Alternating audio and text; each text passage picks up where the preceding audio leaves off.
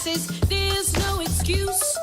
You've been loosed. This is From Destruction to Dignity with Janice Pons. Each week, Janice shares her wisdom to enlighten, educate, and advance the culture in America today. Janice Pons is a mother, author, and free thinker, and your host for our podcast this evening. Now let's join your host, Janice Pons. Greetings, greetings, greetings. Come on in. Welcome, welcome, welcome. My name is Janice Pons. I'm the host on this podcast, From Destruction to Dignity, Clinical Perspective, Spiritual Truths. Tonight, we're going to continue our amazing journey together as we the people. We've been focused on a specific path in our great nation, understanding our nation, the structure thereof, how it's supposed to work. I love that flag behind me. It connects it's representative of our nation being our nation being connected as one, the states, the 50 states.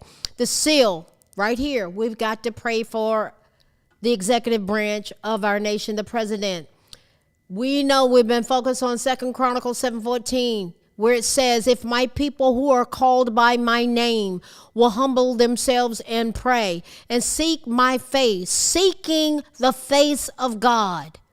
Not his hand, but his face. I want to know God and to turn from our wicked ways. Then I will hear from heaven and will forgive their sins. We got a lot that needs to be forgiven, but we got to confess it. We got to go there and heal their land.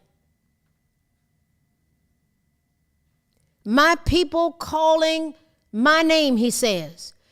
We're forming a more perfect union, flowing together as one, recognizing that we're unified under a specific name, his people.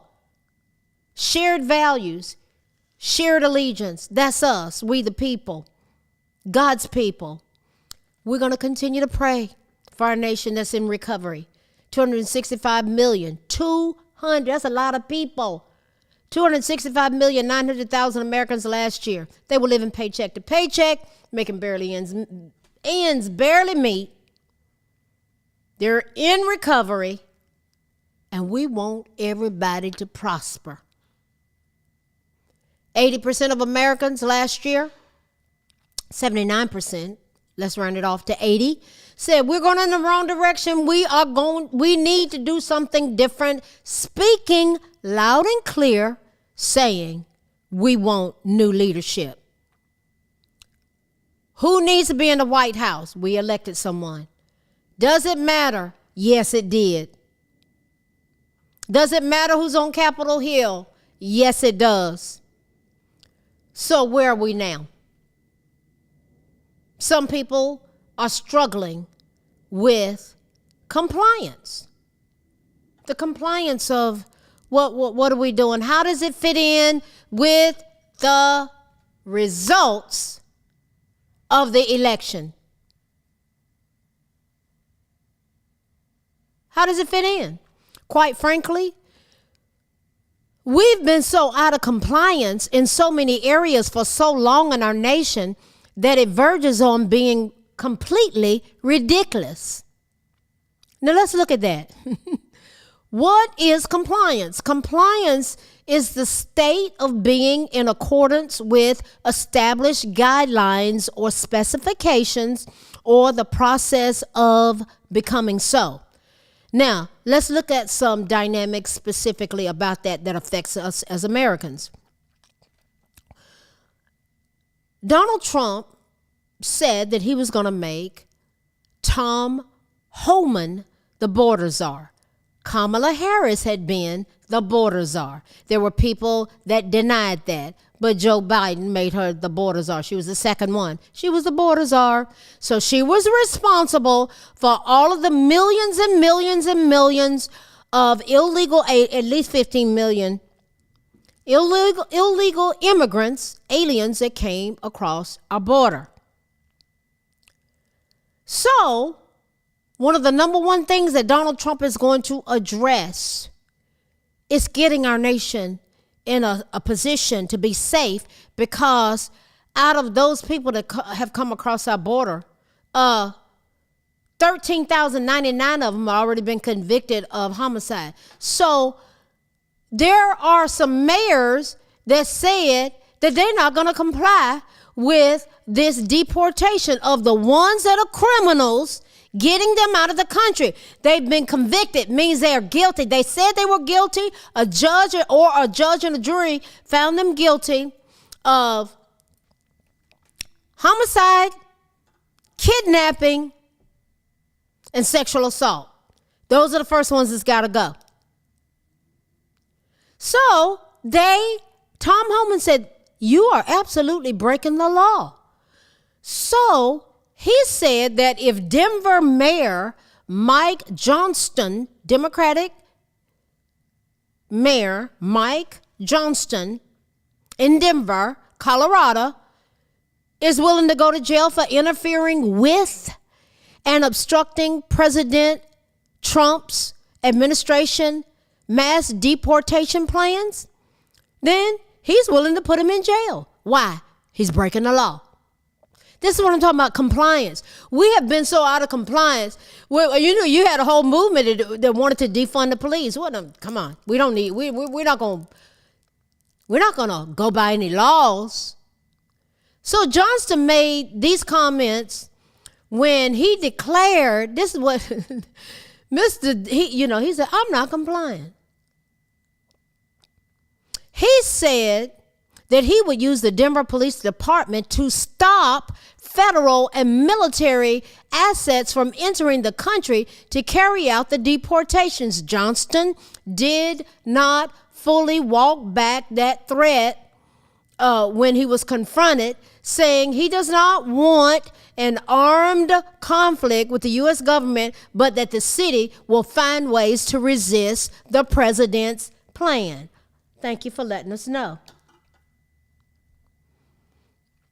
I'm not afraid of that, and I'm also not seeking that, Johnston said. I think the goal is we want to be able to negotiate with reasonable people on how to solve hard problems. Well, they're called laws. States and localities should be required not just to refrain from sabotaging federal immigration enforcement, but to assist with it. Homan, he doesn't play. When asked about the mayor's remarks, he said those terms are acceptable, but we got a job to do. You're absolutely breaking the law, Homan says. All he has to do is look at Arizona. Arizona, it's the rule of law. You got to look at law. Precedents. Look at Arizona versus U.S. and he would see he's breaking the law. There's a court precedence that's already been set. But look, me and the Denver mayor, we agree on one thing, says Homan. He's willing to go to jail, and I'm willing to put him in jail. End of story. President Trump has been very clear. We want to concentrate on public safety threats and national security threats. We are not safe. I find it hard to believe that any governor would say that they don't want public safety threats removed from their neighborhoods. I just find that hard to believe personally. Homan has previously warned that Democratic leaders who plan on using their office to conceal illegal immigrants and interfere with Trump's deportation plan will be in violation of Title 8 USC 1324. It's already a law. Now let's educate ourselves a little bit here. Let's keep going. Let's talk about this. Wisdom is the principal thing, therefore get wisdom, but all that get understanding. They need to educate themselves. That's what Homan said. They need to review Title 8 USC 1324.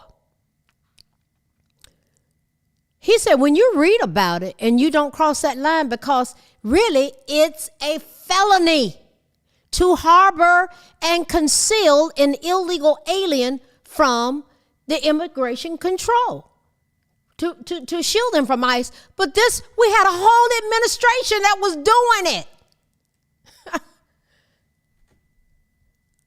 We have been so out of compliance and so out of control.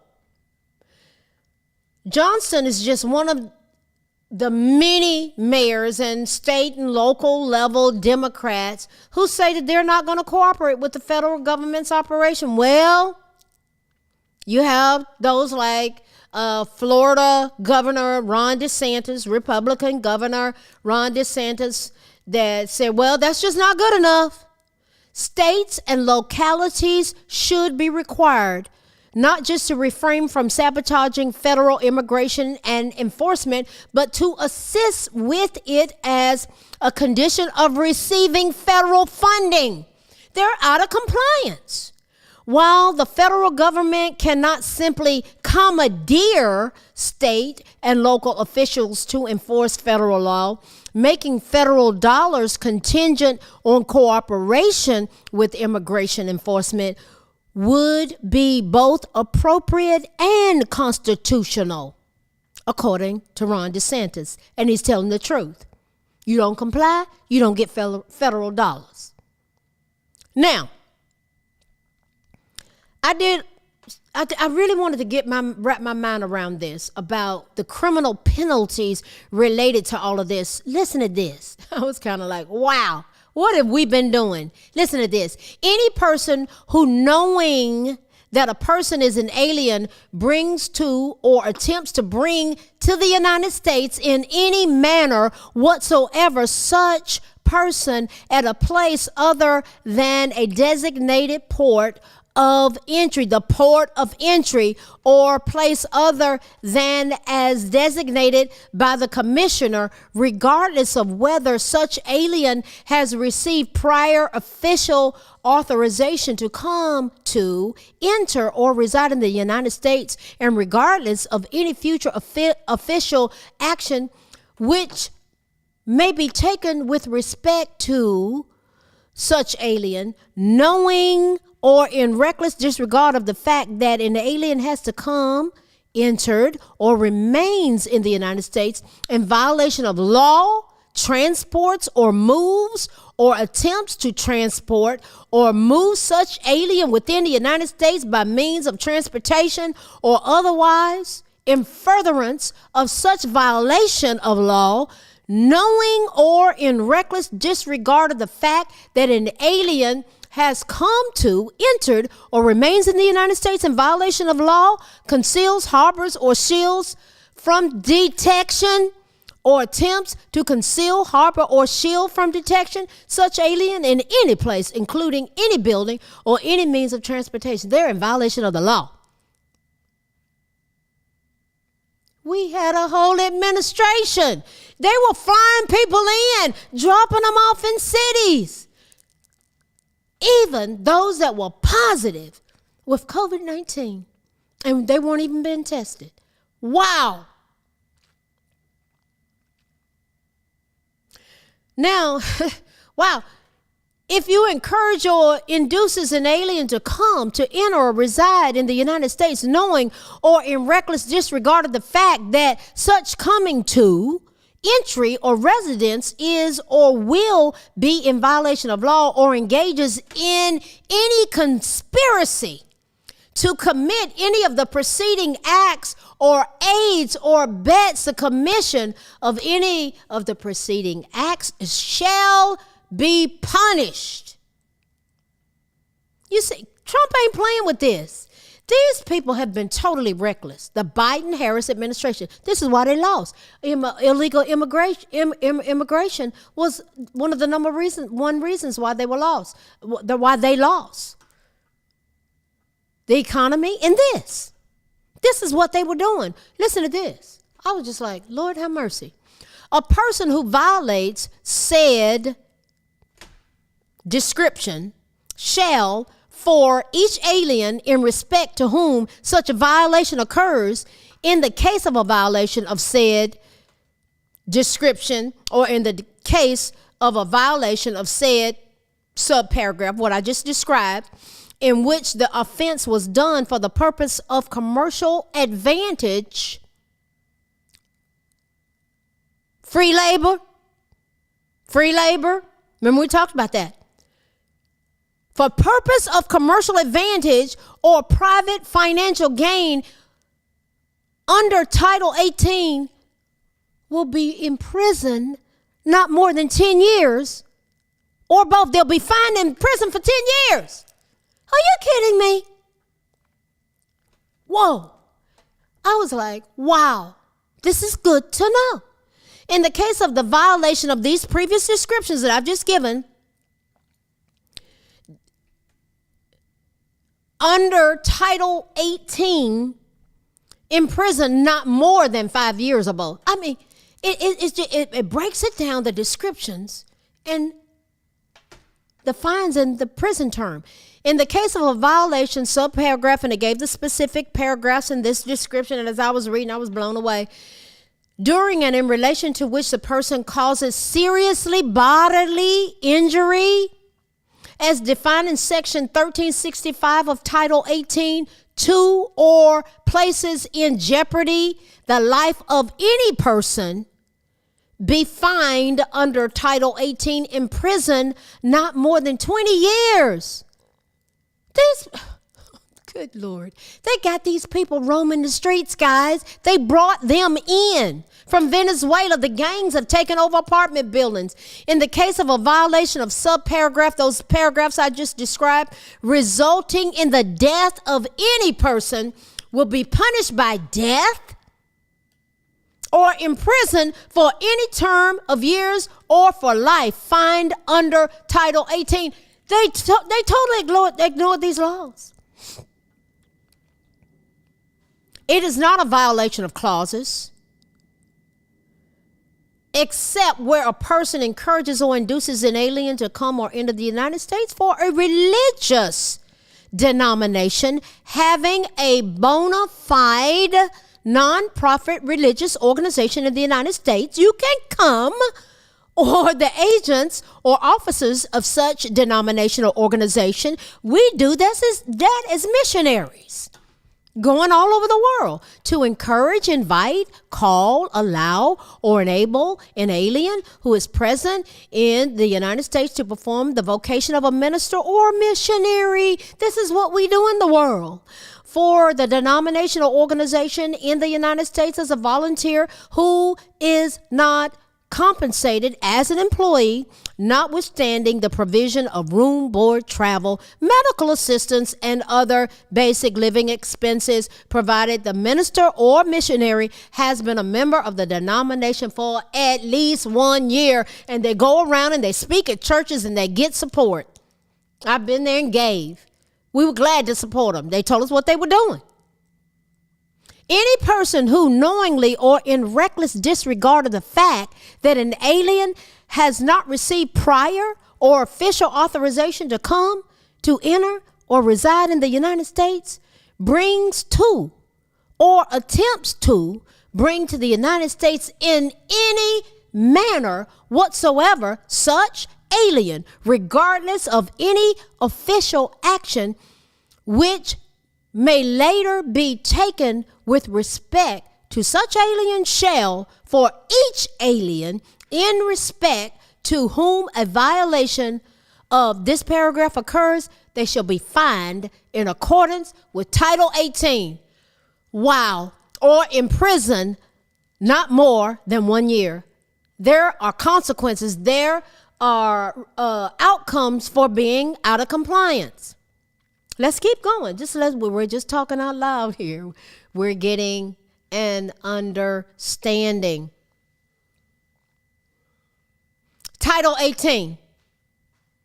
People shall be imprisoned in the case of violating Title 18 for not more than 10 years in case of a first or second violation of the said paragraphs. I mean, how many times was this violated over and over again? Wow. Not less than 3 years, but not more than 10. And if for any other violation, not less than 5, but no more than 15.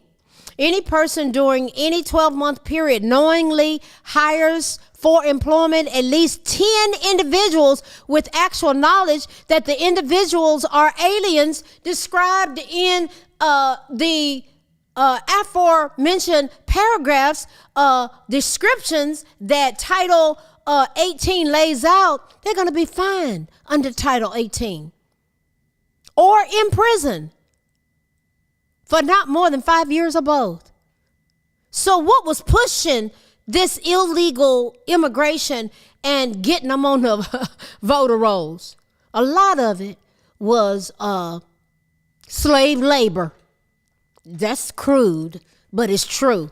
They were paying them under the table. People were lobbying for that stuff. Boy, I tell you. And Americans were being affected by it. Our bottom line. Getting paid fair wages because you could pay them on the table. And then they bring them in and do this catch and release thing. I was blown away when I found out they come and catch them and release them, and they could be released for, you remember how long? 15 years. That's crazy. An alien described in what we've been talking about, who is unauthorized, as defined in Section 1324 in this Title 18, and has been brought into the United States in violation of this section of what we're exploring and dissecting. In the case of a person who has brought aliens into the United States, listen to this. If you brought them in, oh boy, let's go there. If you brought them in, who brought them in? This administration. Kamala brought them in. Listen to this. This is heavy. In the case of a person who has brought aliens into the United States in violation of all of this, the sentence otherwise provided for may be increased by up to 10 years if the offense was part of an ongoing commercial organization or enterprise. Aliens were transported in groups of 10 or more. They brought them in on planes.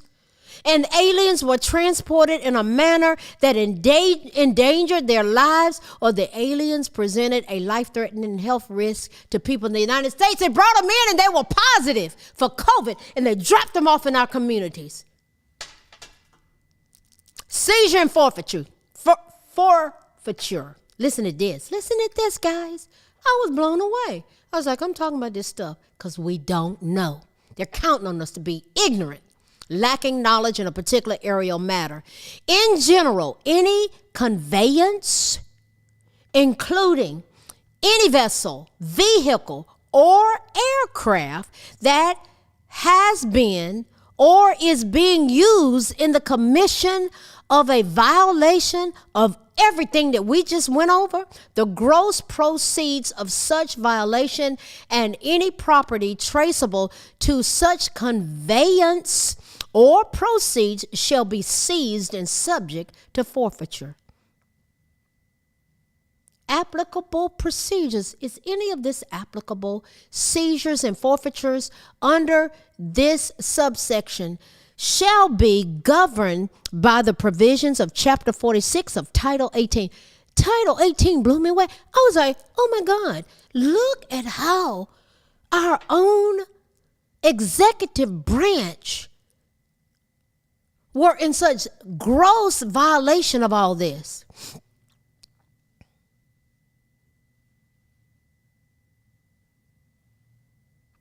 Seizures and forfeitures under this subsection, all of this that we've described, shall be governed by the provisions of Chapter 46 of Title 18 relating to civil forfeitures, including Section 981 of such title, except that such duties as are imposed upon the Secretary of the Treasury under the customs laws described in that section shall be performed by such officers, agents, and other persons as may be designated for the purpose by the Attorney General. The Attorney General is in cahoots with the whole mess.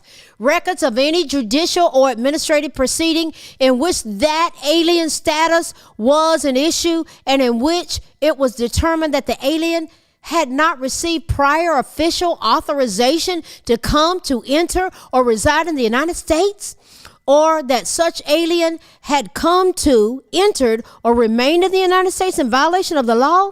Listen. It said official records of the service of the or of the Department of State showing that the alien had not received prior official authorization to come in or enter, reside, to come into the United States, or that such alien had come to or entered or remained here, is in violation of the law. We're talking about compliance. We're talking about non-compliance. Testimony by any immigration officer. I'm just blown away of what they've done to us. And this is why they lost the election. This is the behind the scenes structure. This is why Donald Trump and Tom Homan gonna get, they ain't messing around. You gotta get these people out of here. Kidnappers roaming our streets. Guilty of homicide roaming our streets. Sexual assault roaming our streets.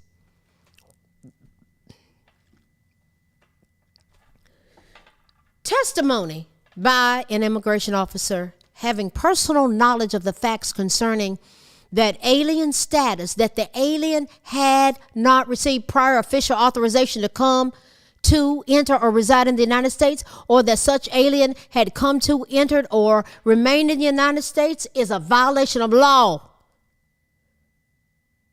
Is there an authority to arrest, and did they do it? No officer or person shall have authority to make any arrest for a violation of any provision of this section except officers and employees of the service designated by the Attorney General. There are laws that were set up for this. They were totally ignored. Our Attorney General that we had in place, all of them were in cahoots with this. It was a mess. Either individually or as a member of a class, or all other officers whose duty it is to enforce criminal laws. They totally ignored them. So we had outreach programs. The Secretary of Homeland Security, in consultation with the Attorney General and the Secretary of State, as appropriate, they were developing, they say they shall develop and implement an outreach program to educate the public in the United States and abroad about the penalties for bringing in and harboring aliens in violation of this section. I got a question. Did they do that? I'll wait on the answer. Of course they didn't. They were aiding and abetting the violation of all these laws. Title 18. Compliance in life offers several advantages, including reduced risk of legal issues. Compliance, guys. What is compliance? Why do we need compliance? It offers advantages, including risks of legal issues. Them people are scurrying around, getting in touch with lawyers. They're here illegally. I heard them talking about it on the radio here in Oklahoma. They got attorneys, they just inundated with calls. They said, I'm here illegally. It improves your reputation to be legal, to do it the right way. Enhance trust with stakeholders, us. Increase operational efficiency, positive work environment. I heard somebody was telling me about they were dealing with some illegal immigrants and they had a wreck and they said, do not report. I will give you cash. I will give you the cash for how I damaged your vehicle. Somebody told me that personally. They said, do not call the police. I am illegal. Better decision making and a competitive edge by ensuring adherence to ethical standards and relevant regulations across various aspects of life, whether personal or professional. Do you see how we have been in such gross violation as a nation regarding the leadership of this nation? Our leadership has been jacked up. They were vile. This boils down to basic safety, and this is a huge reason why Donald John Trump won. There are folk roaming our streets right now who are illegal immigrants who've been convicted of homicide, sexual assault, and kidnapping. And if I've asked it once, I'll ask it again. Can legal Americans roam the streets of America if we've been convicted of any of that? Can we? From a clinical perspective, quickly, let's look at this. The power of compliance in America. There's the power of compliance. There are key benefits to it. There's a legal protection. It's following rules and regulations minimizes the risk of legal repercussions, fines, and lawsuits. There's a reputation enhancement. Demonstrating commitment to compliance builds trust with customers, partners, investors, improving the overall image of an individual or organization. Do you want a reputation? Well, they got illegals they hire. Come on. What are we doing? Ethical behavior. Compliance promotes a culture of ethical conduct, fostering responsible decision making. What about operational efficiency? Clear, we know what the guidelines are. We know what the procedures are. Stemming from compliance can streamline processes and improve productivity. You're not going to be able to get a job. All of a sudden, you realize you've hired a lot of illegal people. Then you're going to lose your workforce. It's a mess. Your operational efficiency is totally disrupted. Employee satisfaction. Employees feel more secure and valued when they understand and follow established compliance standards, leading to higher job satisfaction. What about risk mitigation? Proactive compliance. We're talking about learning how to be compliant, actually following the rules, obeying the law. What about that in our nation? Proactive compliance helps identify and address potential risks before they become major problems. We got a major problem of crime in our nation. These folk taking over apartment buildings. What about competitive advantage? Companies that prioritize compliance can attract clients and partners seeking reliable and trustworthy businesses. The rule of law and safety in our nation is what we're looking at tonight. Our clinical perspective is the power of compliance. Listen, we are one nation under God. I come on here and I pour my heart out. You know why? I love this nation. I'm an American descendant of slaves. God wanted me born here. My ancestors came in 1619 to Virginia. My great-grandmother was a slave. She was born in Virginia, but she overcame. She became a doctress. She became a midwife. She fought. My dad was born on a plantation. He was a sharecropper, another form of slavery. I grew up in Jim Crow, and that was another form of slavery. But you know what I was taught? You comply and you follow the law. And I am serious about that. They have run so roughshod over us. We don't even know what compliance is. But I'm going to tell you right now, that day is over. You know why? There's a new sheriff in town. Yes. And he has been the most scapegoated person in America. JanicePons.com, the scapegoat. Powerful. God showed me what would happen. And I am so thrilled that I documented it all. It comes in ebook, audiobook, and paperback. The Scapegoat. Yes, I love America. Listen, we're one nation under God, indivisible, with liberty and justice for all. As we support our posterity, our children, teaching them what compliance is. They're not some thugs that go around and don't obey the law, thinking that they're above the law. It's just, God, we can turn this thing around. I get on here and pour my heart out about this stuff as I'm learning about our country, how it's supposed to work, how it's structured. The clinical perspectives are concepts and truths that we can empower our children with. Someone was telling me they're going to start, they were talking about that my book, Still in the Minds of America, should be a required reading for all high schools, for all schools, middle schools and high schools. You can get this on Amazon.com, Still in the Minds of America. I was blown away when I went back to original documents and found out some things going back to the 1600s and 1700s and reading the Harper's Weekly, which was a newspaper back during the Civil War. I was glued. The man I was married to was alive at that time. He's in heaven now. He would come and pull me out of the library. I was so fascinated with what I was learning. Then I did the sequel, The Scapegoat. Still, the most scapegoated person in America is our president now. Janice Pons, For God and Country.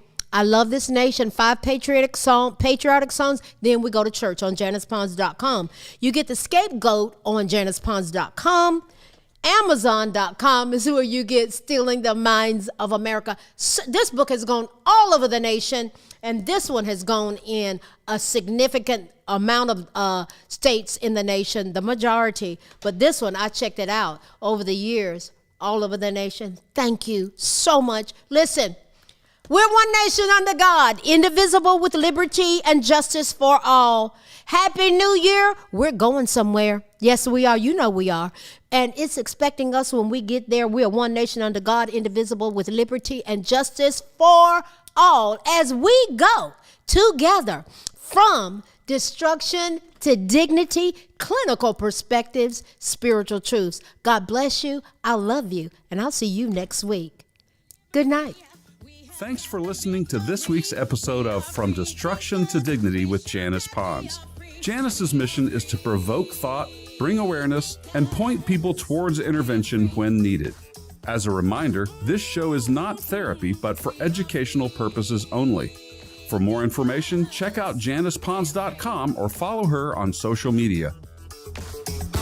We are one power, strength is ours, liberty, been set free, education, affirmation, dedication, information, revelation.